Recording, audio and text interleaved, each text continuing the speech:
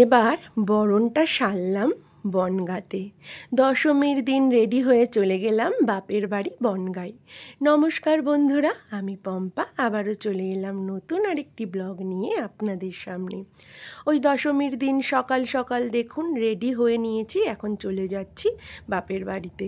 যাওয়ার পথে রাস্তায় তো দেখতেই পেলেন ঝিরিঝিরি বৃষ্টি পড়ছিল, তার মধ্যে দিয়েই আমরা চলে এলাম বনগাঁয়।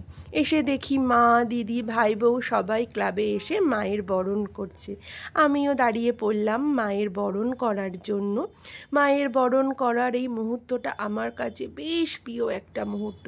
প্রত্যেক বছর অপেক্ষায় থাকি কখন মায়ের এরকমভাবে বরণ করতে পারবো। তো আমিও উঠে পড়লাম বরণ করার জন্য। দেখুন মায়ের স্মৃতিটা সিঁদুর দিয়ে প্রথমে রাঙিয়ে দিয়ে মায়ের বরণটা খুব সুন্দরভাবে করে নিলাম।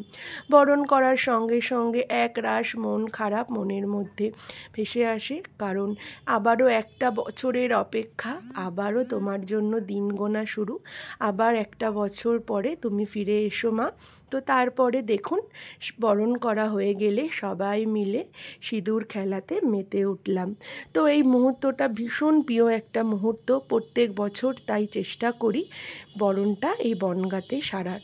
কারণ মা, দিদি, ভাই, বউ সবার সাথে একসাথে সিঁদুর খেলাটা কিন্তু খুব ভালো লাগে আমার। তাই প্রত্যেক বছর এই দিনে চলে আসি বাপের বাড়িতে, যাতে সবার সাথে একসাথে মিলেমিশে সিঁদুরটা খেলতে পারি। একে একে সবাইকে সিঁদুর দিয়ে রাঙিয়ে দিলাম। এবার মা, দিদি সবার সাথে দেখুন আনন্দ করে সিঁদুর খেলায় মেতে উঠেছি আমরা। তো সিঁদুর খেলা হয়ে গেলে তারপরে চলে গিয়েছিলাম বাড়িতে, গিয়ে সবার সঙ্গে বিজয়ার প্রণামটা সেরে নিলাম। নিয়ে না তারপর আমি আর আমার কর্তামশাই মিলে একটুখানি বেরিয়ে পড়েছিলাম বনগাঁতে ঘোরার জন্য। অনেক দিন পর কর্তা গিন্নিতে মিলে বেরিয়ে বেশ ভালো লাগছিল। ঘুরতে ঘুরতে না চলে গিয়েছিলাম আমাদের পাশেই প্রতাপগড়ের মাঠের পুজোটা দেখার জন্য। তো এই দেখুন প্রতাপগড়ের প্যান্ডেলটা কিন্তু বেশ সুন্দর করেছিল, আমার তো বেশ ভালো লেগেছে। তো আপনাদের কাদের কাদের ভালো লেগেছে এই প্যান্ডেলটা অবশ্যই কিন্তু কমেন্টস করে জানাবেন। ওই সিঁদুর মাখা মুখ নিয়েই না চলে গিয়েছিলাম, আর ফ্রেশ হইনি। তো তারপরে গিয়ে প্রতিমা দর্শন করলাম, বেশ ভালো লেগেছে প্যান্ডেলটা আমাদের। তো ওইখান থেকে বেরিয়েই প্রতাপগড় মাঠের পাশেই আমার ছোটোবেলার একটা বান্ধবীর ক্যাফে ছিল।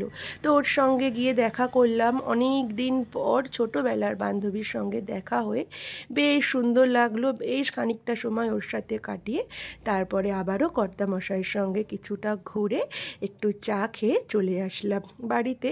সব মিলিয়ে বিজয় দশমীর দিনটা বেশ সুন্দর কাটলো। তাহলে আজকের মতো ব্লগটা এইটুকুই, টাটা।